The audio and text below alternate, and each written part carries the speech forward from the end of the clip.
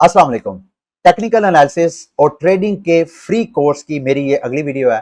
आज की इस वीडियो का टॉपिक आपको स्क्रीन पे नजर आ रहा होगा कि आज मैंने इस वीडियो में जो आप लोग बड़ी देर से मेरे से पूछ रहे थे कि सर बताएं कि क्रिप्टो करेंसी की ट्रेडिंग करना इस्लाम में हराम है या कि हलाल है, उस हवाले से मैं अपनी ओपिनियन शेयर करूंगा। और साथ चूंकि हमने इस कोर्स में आगे जाके ट्रेडिंग वगैरह भी करना सीखना है, तो उससे पहले मैं चाह रहा हूं कि आपको अपने जो फंड्स हैं, जो रिस्क मैनेजमेंट है, वो उस हवाले से मैं आपको अपनी ओपिनियन आपको एजुकेट करूं कि बजाय इसके कि आप बगैर रिस्क मैनेजमेंट के ट्रेडिंग करना स्टार्ट कर दें और आप अपने अकाउंट को ब्लो कर लें, अकाउंट वॉश कर दें, उसकी बजाय रिस्क मैनेजमेंट को भी अंडरस्टैंड करें। अगर तो ये आज की वीडियो लेंथी हुई तो इसको मैं दो वीडियो में डिवाइड कर लूंगा। एक हिस्से में हराम हलाल के टॉपिक को डिस्कस करेंगे, दूसरे हिस्से में रिस्क मैनेजमेंट। आगे बढ़ने से पहले मैं ये आपको बताना चाहता हूं, मैंने पिछली वीडियो के बाद अपने चैनल पे चेक किया, टेक्निकल एनालिसिस और ट्रेडिंग के ऊपर ऑलरेडी बहुत सी वीडियोस मौजूद हैं। मैंने कोशिश की है जितने मेरे चैनल में वीडियोस मौजूद हैं उन सबको इकट्ठा करके एक मैंने प्ले लिस्ट बनाई है, जिसका लिंक इस वीडियो की डिस्क्रिप्शन में मिल जाएगा। अगर आप मेरे चैनल पे मौजूद ऑलरेडी ऐसी वीडियो जो कि टेक्निकल एनालिसिस से रेलिवेंट है या ट्रेडिंग से रेलिवेंट है, उनको वॉच करना चाहते हैं, तो इस वीडियो की डिस्क्रिप्शन में, इस वीडियो के लास्ट में जाके और ऊपर भी शायद आपको उसका लिंक मिल जाएगा। इस वीडियो के बाद आपने वो वाले सारी जो वीडियोस हैं टेक्निकल एनालिसिस के वाले से, वो भी वॉच करनी है। उसका आपको फायदा ये होगा, एक तो मैं लेटेस्ट जो कोर्स स्टार्ट कर रहा हूं वो तो मैं इंफॉर्मेशन आपके साथ शेयर करूंगा ही, लेकिन आप पुरानी वीडियोस भी देखेंगे। उन वीडियोस को देखने बाद जब नई वीडियोस वॉच करेंगे तो आपकी इंफॉर्मेशन बड़ी इनहेंस इंफॉर्मेशन, आपकी अंडरस्टैंडिंग बहुत डेवलप हो जाएगी। जो मैं बात कर रहा हूँ उसका ऑलरेडी आपको पता होगा, और मजीद इंफॉर्मेशन जब आप कपल करेंगे तो उससे आपकी नॉलेज में बहुत इजाफा होगा। तो वो वीडियोस भी लाजमी आपने वॉच करनी है। अच्छा जी, अब आते हैं वीडियो के पहले टॉपिक की तरफ कि इस्लाम में क्रिप्टो करेंसीज की ट्रेडिंग करना हलाल है या हराम है। इस हवाले से कोई भी ओपिनियन शेयर करने से पहले मैं आपको ये बताना जरूरी समझता हूं कि मैं कोई इस्लामिक स्कॉलर नहीं हूं, मैं कोई मुफ्ती नहीं हूं, और इस वीडियो में मैं जितनी भी आपको इस हवाले से इंफॉर्मेशन शेयर करूंगा वो मेरी जाती मालूमात हैं, जाती ओपिनियन है, उसका ताल्लुक मेरा और मेरे खुदा के साथ है। मैं आपके किसी भी अमल फेल की जिम्मेदारी ना इस दुनिया में ना आखिरत में दूंगा। तो आपने मेरी सारी इंफॉर्मेशन, बल्कि मुझे ये कहने दें कि मैं ये जो सारी अपनी ओपिनियन आपके साथ शेयर कर रहा हूं, उसका मकसद ये है कि अगर कहीं मेरी किसी अप्रोच में कोताही है, कमी है, तो आप अपनी ओपिनियन का इजहार कर सके। ठीक है, तो मेरी इंफॉर्मेशन को आपने कतई नहीं लेना, ना ही मैं कोई क्वालिफाइड इस्लामिक स्कॉलर हूं, मेरी अपनी ओपिनियन है और वो मेरी ओपिनियन मैं आपके साथ शेयर करने लगा हूं। अच्छा, मेरा ख्याल है कि हराम हलाल को समझने के लिए हमें जो ट्रेडिंग है क्रिप्टो करेंसीज की, उसको दो बड़े मेजर हिस्सों में डिवाइड कर लें। एक को स्पॉट ट्रेडिंग बोलते हैं, एक को आप लेवरेज ट्रेडिंग यानी उधार लेके जो ट्रेडिंग करते हैं। मेरी नजर में तो स्टेट अवे जो स्पॉट ट्रेडिंग है वो हलाल है, वो हराम नहीं है।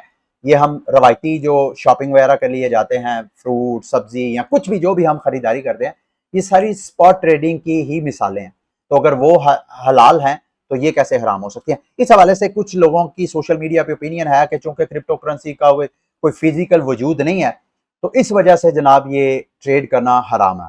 मैं इस ओपिनियन से इतफाक नहीं करता।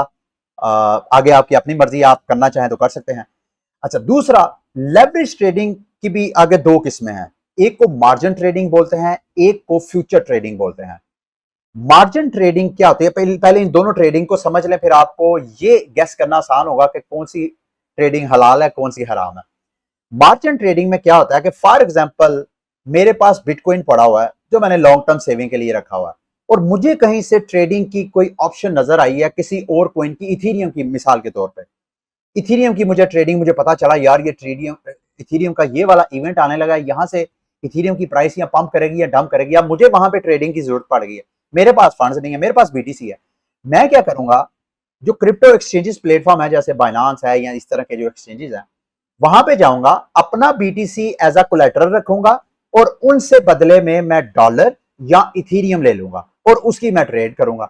अब जब तक वो मैं ट्रेड कर रहा हूं और जब तक मैं उस एक्सचेंज का कर्जा वापस नहीं करता, तो वो एक्सचेंज मेरे से उधार के ऊपर फिक्स परसेंटेज वो चार्ज करती है। कुछ एक्सचेंजेस जो है वो पर आवर चार्ज करती है मार्जिनल ट्रेडिंग पे। जो हमने मार्जिन लिया होता है, जो कर्जा लिया होता है, उस पे एक एक घंटे की परसेंटेज होती है। कई जो है पर डे चार्ज करते हैं, कई वीकली चार्ज करते हैं, कई मंथली करते हैं, कई ईयरली करते हैं। वो मेरा ख्याल है चूंकि एक फिक्स्ड इंटरेस्ट आपने देना होता है, सूद, इस वजह से उसको आप बड़ी आसानी से मतलब कदरे कंफर्ट में आके आप कह सकते हैं कि शायद वो ट्रेडिंग जो है मार्जिन ट्रेडिंग वो हराम है। अच्छा, एक है फ्यूचर ट्रेडिंग। फ्यूचर ट्रेडिंग भी ऑलमोस्ट इसी तरह आप उधार लेते हैं एक्सचेंज से, लेकिन उसमें और इसमें फर्क यह है कि फ्यूचर ट्रेडिंग में आपका जो इंटरेस्ट आपने देना होता है वो फिक्स नहीं होता, और वो एक्चुअली आगे जाकर मैं थोड़ा सा आपको मजीद उसकी आगाही भी करूंगा। फ्यूचर ट्रेडिंग में जो आप उधार लेते हैं उसमें समटाइम आप इंटरेस्ट पे कर रहे होते हैं, समटाइम आपको मिल रहा होता है, और इसका ताल्लुक जो है वो फ्यूचर एक खास एसेट के, मिसाल के तौर पे मैं बीटीसी पे एक फ्यूचर ट्रेड लेता हूं। अब मैं अगर बाय की ट्रेड ले रहा हूं, उस वक्त उस एक्सचेंज पे अगर ज्यादा बाय के ऑर्डर हैं तो वो एक्सचेंज जो है, चूंकि बायर ज्यादा बाय कर रहे हैं, ज्यादा उससे उधार ले रहे हैं, तो वो एक्सचेंज ज्यादा बाय ऑर्डर लगाने वालों से इंटरेस्ट रेट लेगा ताकि वो लेवरेज को, अपने उधार को बैलेंस करे। यानी बायर और सेलर को जो एक्सचेंज उधार दे रहा है उनमें बैलेंस रब्त रखने के लिए वो, अगर बायर्स के ऑर्डर ज्यादा हैं तो बायर्स जो सेलर्स हैं जिन्होंने सेल के ऑर्डर होल्ड किए हुए हैं वो उनको इंटरेस्ट पे करेंगे। अगर सेलर्स के ऑर्डर ज्यादा हैं तो इस सूरत में सेलर्स, चूंकि बायर्स ने पोजीशंस अपनी होल्ड की हुई हैं, तो सेलर्स फिर बायर को इंटरेस्ट पे करेंगे। इसमें एक्सचेंज जो है उसका कोई बेनिफिट नहीं होता। ये बायर और सेलर की ट्रेड के वॉल्यूम के हिसाब से इंटरेस्ट चेंज होता रहता है, और ये एक तरह की एग्रीमेंट होती है कि जो ऑर्डर जिस पोजीशन पे आपने लगाया हुआ है उस पोजीशन पे अगर तो आप लेवरेज ज्यादा ले रहे हैं तो आपको, मिसाल के तौर पे ऐसे आपको समझ नहीं आएगी, स्क्रीन पे आपको नजर तो आ रहा है, ये मैं बाइनांस का, हाँ ये बाइनांस का मैं पेज आपको खोल के दिखाता हूं। ऑलमोस्ट हर एक्सचेंज पे इसी तरह आपको नजर आएगा। ये बाइनांस का बीटीसी यूएसडीटी का मैंने पेयर खोला हुआ है, यहां पे फंडिंग रेट आपको नजर आ रहा है। इस फंडिंग रेट पे ये परसेंटेज हर, मेरा ख्याल है 4 घंटे, हाँ 4 घंटे या 8 घंटे बाद ये जो फंडिंग रेट है ये चेंज होता रहता है। हर 8 घंटे बाद इनका एक्सचेंज देखता है कि हमारे पास बायर्स ने ज्यादा लेवरेज लिया है या सेलर ने ज्यादा लिया है। इस वक्त अगर ये नेगेटिव में नहीं है, पॉजिटिव में आपको नजर आ रहा है, तो इसका मतलब है कि बायर्स के ऑर्डर ज्यादा है। इस वक्त बायर जो है वो फंडिंग रेट पे कर रहे हैं सेलर्स को जिन्होंने सेल के ऑर्डर लगाए हुए। अगर ये नेगेटिव में नजर आए, मतलब यहाँ पे माइनस फ्ला फ्ला परसेंटेज नजर आए, तो इसका मतलब यह है कि उस सूरत में सेलर्स के ऑर्डर ज्यादा है और सेलर अब बायर्स को फंडिंग रेट पे कर रहे हैं। तो मेरी नजर में फ्यूचर ट्रेडिंग करना हराम नहीं है। अगेन ये मेरी एक अपनी ओपिनियन है, गलत भी हो सकती है, आपने इसको कतई नहीं समझना। अच्छा, मार्जिन ट्रेडिंग के हवाले से भी एक मेरी अपनी सोच है, मैं चाहता हूं वो भी आपके साथ शेयर कर दूं। मेरा मानना यह है कि इस्लाम में सूद को हराम और हलाल करार जो दिया गया है उसका बैंकिंग सेक्टर के साथ कोई ताल्लुक नहीं है। इसको थोड़ा समझिएगा, मुझे गालियां ना दीजिएगा, मेरी सोच समझ लें, उसके बाद फिर आप अपनी एक ओपिनियन शेप अप कीजिएगा। देखें, जो इस्लाम में सूद का कॉन्सेप्ट था वो ये था कि उस जमाने में जब सूद का कानून पास किया गया या हुक्म जारी किया गया, उस वक्त जो मालदार लोग थे वो पैसा अपने पास रखते थे। गरीब लोगों को जरूरत जब पड़ती थी, बजाय इसके कि वो गरीबों की हेल्प करें, उनको कर्जा हंसना दें, वो कहते थे जी हम आपको कर्जा देंगे लेकिन बदले में हमें इतने परसेंटेज दें। अब वो गरीब को एक्सप्लॉइट करने का एक सिस्टम था, तो उस सिस्टम को तोड़ने के लिए, कमजोर करने के लिए ये सूद का कानून लाया गया ताकि पैसा एक जगह महफूज होने की बजाय उसकी सर्कुलेशन हो। तो पैसे के जखीरे को मना करने के लिए ये सिस्टम किया गया। जब मेरे पास पैसा और मैंने कर्जा हंसना देना है, मुझे सूद का कोई लालच ही नहीं है, तो मैंने पैसे क्यों पास रखने, मैं कर्जा हंसना दूंगा। तो ये लॉजिक था मेरी अंडरस्टैंडिंग के मुताबिक। लेकिन आज जो बैंकिंग सेक्टर, जो कि 15वीं 16वीं सदी में बैंकिंग सेक्टर का जो आगाज हुआ, उसका ताल्लुक जो है इसके साथ मुझे बिल्कुल, गो के वो भी सूद लेते हैं, लेकिन पहले नंबर पे तो जो बैंक सूद देता है वो गरीब बंदे को नहीं देता। बैंक सूद देता है जो ऑलरेडी मालदार, मिसाल के तौर पे मैंने कोई बिजनेस सेटअप करना है, उस बिजनेस सेटअप करने के लिए मुझे, मेरे पास जितने पैसे हैं, मुझे पैसे ज्यादा चाहिए, तो मैं बैंक के पास जाऊंगा, बैंक से कहूंगा जी कि मुझे इतने पैसे और दे दो, मैं अपना बिजनेस सेटअप करता हूं। बैंक मुझे पैसे देगा, उस पैसों से मैं अपना बिजनेस सेटअप करूंगा, उस बिजनेस से मैं कई गरीबों को, जो जिनकी बैंक तक रसाई नहीं है, मैं उनको रोजगार, उनके घरों के चूल्हे जला सकता हूं। तो ये जो बैंकिंग मॉडल है, ये मेरी नजर में मुल्क की इकोनॉमी को, मुआशरे की इकोनॉमी को खड़ा करने के लिए। आप इस पे ये तो तनकीद कर सकते हैं कि इंटरेस्ट रेट इतना होना चाहिए कि किसी को तकलीफ ना हो, और बिजनेस जो है वो, ये चीजें एक अलग, मेरा मानना यह है कि अगर इस तरह का ये मॉडल ना होता तो सारी दुनिया में, बाशमूल तमाम इस्लामिक दुनिया में ये बैंकिंग सेक्टर काम ना करता। मेरा ख्याल है ये बैंकिंग सेक्टर का मुआशरे गरीबों की सलाह के लिए सही है, क्योंकि गरीब बंदे को तो बैंक में कोई दाखिल ही नहीं होने देता। तो मेरी नजर में तो सही सूद और गुना तो ये रेंटिंग मॉडल है कि मिसाल के तौर पे मैं गरीब हूं, मेरे पास रहने को छत नहीं है, तो मैं एक बंदा जिसके पास 3-3 4-4 घर हैं, तो वो बंदा मुझे घर इस सूरत में दे रहा है कि मैं उसको पे करूंगा, और समटाइम मेरे पास किराया देने के पैसे भी। मेरी नजर में तो ये सूद है, मेरी नजर में ये सूद है। मिसाल के तौर पर मैं मार्केट बना के बैठा हुआ हूं, मेरे पास पैसा है, मैं उस पैसे से मार्केट बना के लोगों को कह रहा हूँ दुकानों, और उससे मैं मंथली रेंट ले रहा हूँ। अब बाज औकात तो दुकानदार कभी इतना पैसा भी नहीं कमाते कि वो रेंट पूरा कर ले। तो मेरी नजर में तो ये जो फिक्स इनकम ये रेंटिंग की सूरत में मिलती है, जो पैसा पार्क हो जाता है और लोग जो मालदार लोग हैं वो बैठ के खाए जाते हैं, इस सिस्टम को डिस्करेज करना चाहिए। अब मैं उसको सूद नहीं कहना चाहता, लेकिन मेरी नजर में सूद की जो स्पिरिट है वो इसमें मुझे रेंटिंग मॉडल में ज्यादा नजर आती है, जहां पे पैसा पार्क होता है। उसकी बजाय अगर ये दुकानदार जिनकी मार्केट्स हैं वो दुकानदार से कहेंगे भाई तुम्हें मैं मेरी दुकान ले लो, यहाँ पे आप अपना बिजनेस सेटअप करो, जितना प्रॉफिट है उसका 5% मुझे महीने का दे दो, तो मेरी नजर में ये सूद नहीं है। मेरी नजर में अगर दुकानदार से फिक्स आपने रेंट लेना है, घर से फिक्स रेंट लेना है, तो ये सूद है। मतलब सॉरी, मैं सूद का वर्ड यूज कर रहा हूं, मेरी नजर में ये गलत है। ठीक है, ये मेरी इस हवाले से सारी अप्रोच थी जो मैं चाहता था आपके साथ शेयर करूं। आपको मुकम्मल आजादी है इस हवाले से, कहीं आपको गुंजाइश नजर आए मेरी इस्लाह करने की, या मेरे जो फॉलोअर्स हैं आप वीडियो के नीचे कमेंट करें, वो यकीनन आपको लर्न करेंगे, और आपकी अगर अच्छी ओपिनियन हुई तो मैं आपको पिन भी करूंगा आपके मैसेज को। अच्छा जी, आगे लेवरेज ट्रेडिंग की मैं बात कर रहा था, हराम हलाल की बात काफी लंबी हो गई। लेवरेज ट्रेडिंग में रिस्क और प्रॉफिट का एक फैक्टर है, यानी अगर आप स्पॉट ट्रेडिंग करते हैं, एक बीटीसी खरीदते हैं, बीटीसी की प्राइस ऊपर जाती है नीचे जाती है, आपको प्रॉफिट और लॉस जो है उसमें फर्क। अच्छा, इस हवाले से मैं एक चीज आपके साथ शेयर करना चाहता हूँ। कुछ लोग मुझे कहते हैं कि मुकद्दस भाई मेरे पास बीटीसी है, अगर जिस प्राइस में मैंने खरीदा उससे नीचे चला जाए तो क्या मेरा मेरा मुझे नुकसान होगा? देखें, जब आप एक एसेट बाय करते हैं, मतलब आप बीटीसी बाय करते हैं, बीटीसी की प्राइस बेशक आज अगर 19,000 पे ट्रेड हो रही है, बीटीसी की प्राइस अगर $1,000 भी चले जाएगी ना, तो आपका बीटीसी वन बीटीसी वो वन बीटीसी रहेगा, बीटीसी कम नहीं हो रहा। उसके ऊपर लोगों की जो एक्सपेक्टेशंस हैं कि इसकी वैल्यू इतनी होनी चाहिए, लोगों की जो वैल्यू डिसाइड करने की पावर है, या उस बीटीसी एक वैल्यू है, वैल्यू कम हुई है, आपका बीटीसी कम नहीं हुआ। अब यहां ये बल्कि मुझे ये कहने दें कि अगर बीटीसी की वैल्यू 0 भी चले जाए, इवन बीटीसी की कोई खरीदार ना हो रहा आपके पास फिर भी बीटीसी हो, तो आपके पास बीटीसी पड़ा हुआ है, अनटिल अनलेस कल को वो दोबारा उसकी वैल्यू क्रिएट होती है, तो वो बीटीसी दोबारा जो 19,000 पे आपने खरीदा दोबारा 1 लाख हो जाता है। तो वही बीटीसी जो आपने 0 में खरीदा हुआ था, अगर आपने बेचा नहीं है, अगर आपने जाया नहीं किया, तो वो जब भी आप बेचेंगे उस हिसाब की जो वैल्यू होगी उस हिसाब से आपको उसके पैसे मिलेंगे। तो स्पॉट ट्रेडिंग में आपको रिस्क का कोई फैक्टर नहीं है, 0 आपका रिस्क है अनटिल अनलेस आप बेचते नहीं है नुकसान में। अगर आपने 10,000 में खरीदा है, 9,000 में बेचेंगे, 8,000 में, 5,000 में, इस तरह कम में बेचेंगे तो आपको नुकसान होगा। जितने कम वैल्यू में बेचेंगे, जितनी ज्यादा वैल्यू में बेचेंगे उतना आपको प्रॉफिट होगा।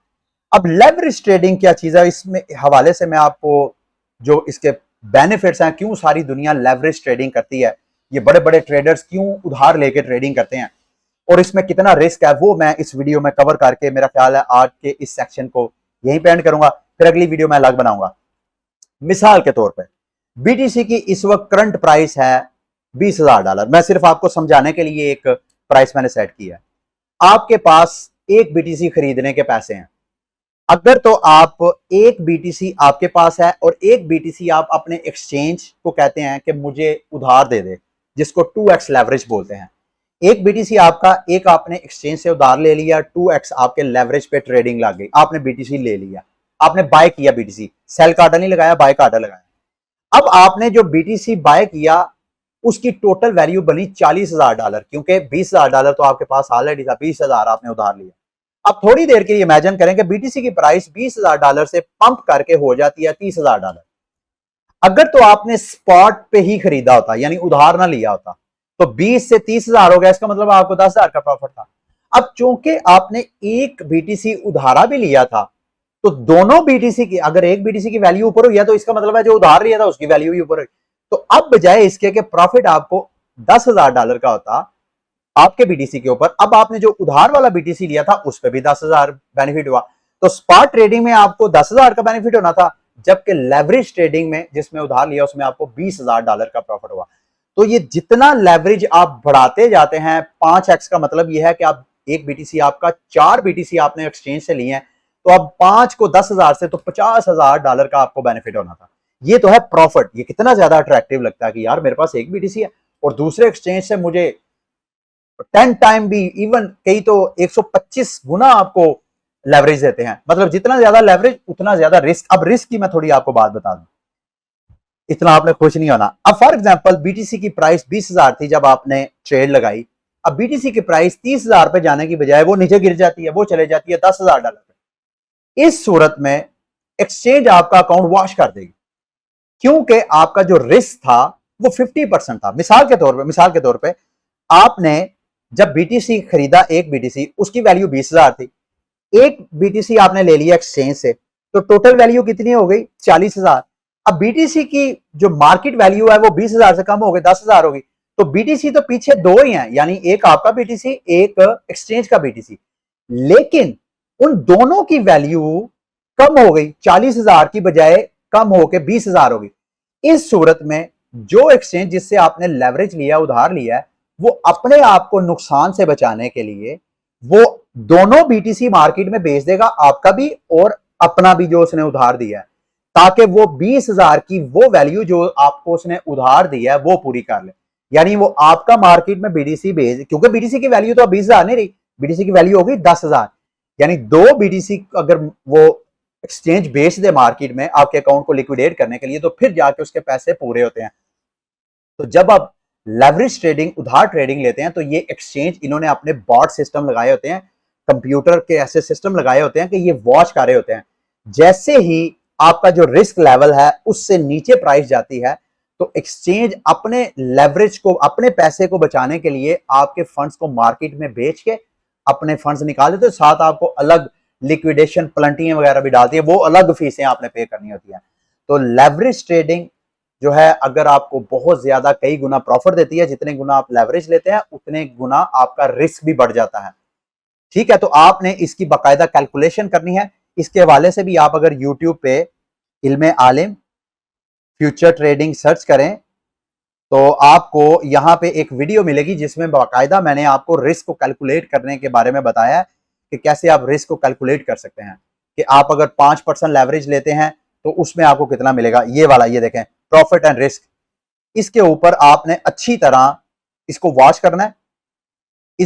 इससे आपको सारा मिल जाएगा। अच्छा, इस दूसरा एक्सचेंज को इन कंसीडर, जैसे मैंने आपको बताया कि जो एक्सचेंज है वो ये नहीं देखता कि भाई आपको उसने बीटीसी एक दिया था तो वो बीटीसी ही आपसे वापस लेना चाहता है। एक्सचेंज ने तो आपको एक्चुअली दिया बीटीसी, लेकिन उसको वो वैल्यू देखता है कि भाई मैंने कितनी वैल्यू का आपको बीटीसी दिया, उसने वैल्यू को वॉच करना है। ठीक है, तो इसको आपने जेल में रखना है, add collateral and margin get. हाँ, इसमें ये होता है, सॉरी मैं आपको ये बताना भूल गया कि जब कभी बीटीसी क्रैश करेगा, इस सूरत में वो एक्सचेंज पहले आपको मार्जिनल कॉल देगा। वो आपसे कहेगा जी कि जो आपने हमसे उधार लिया उसकी वैल्यू कम हो गई है, अब या तो आप अपने ट्रेड के अंदर मजीद मार्जिन ऐड करें, यानी मजीद कोलैटरल ऐड करें, मजीद बैलेंस ऐड करें, ताकि हम अपना बीटीसी निकाल लें। आपने अगर होल्ड करना है तो करते रहे, अगर आप नहीं करते हैं तो फिर वो आपके फंड्स को बेच के तो अपने पैसे निकालता है। तो ऐसा नहीं है कि मार्केट अगर डाउन हो गई तो वो बगैर नोटिस के ही आपके अकाउंट को वॉश कर देगा। पहले वो आपको 70%, 80%, जितने परसेंटेज पे जाता जाएगा वो आपको नोटिफिकेशन भेजता रहेगा। समटाइम ये क्रिप्टो मार्केट चूंकि बड़ी वोलाटाइल होती है, समटाइम आपको पता भी नहीं चलता, वो मार्केट एकदम इतने परसेंट पंप कर जाती है कि वो मार्जिन कॉल का के ऊपर आप एक्टिव होने से पहले पहले ही आपका अकाउंट वॉश हो जाता है। क्योंकि ये सारा सिस्टमैटिक होता है, तो इस वजह से बड़ी केयरफुली आपने करना होता है। जहां कहीं आपको महसूस हो कि यार जो आपने ट्रेड लगाई है लेवरेज लेके उसकी वैल्यू कम हो रही है, तो आप साथ साथ अपना मार्जिन ऐड करते जाएं, कोलैटरल ऐड करते जाएं, ताकि एक्सचेंज आपका अकाउंट वॉश ना करे। आप बेशक मार्जिन ऐड करके आप होल्ड करके बैठ जाएं। फॉर एग्जांपल 2 बीटीसी की ट्रेड ली थी और एक बीटीसी आपका एक एक्सचेंज का, तो आप आहिस्ता आहिस्ता कोशिश करें एक और बीटीसी ऐड कर रहे हैं, वो बीटीसी ऐड कर लेंगे तो आप लिक्विडेशन से बच जाएंगे। ठीक है, ये थी मेरा आज की, मेरा ख्याल है इस वीडियो को यहीं पे एंड करते हैं।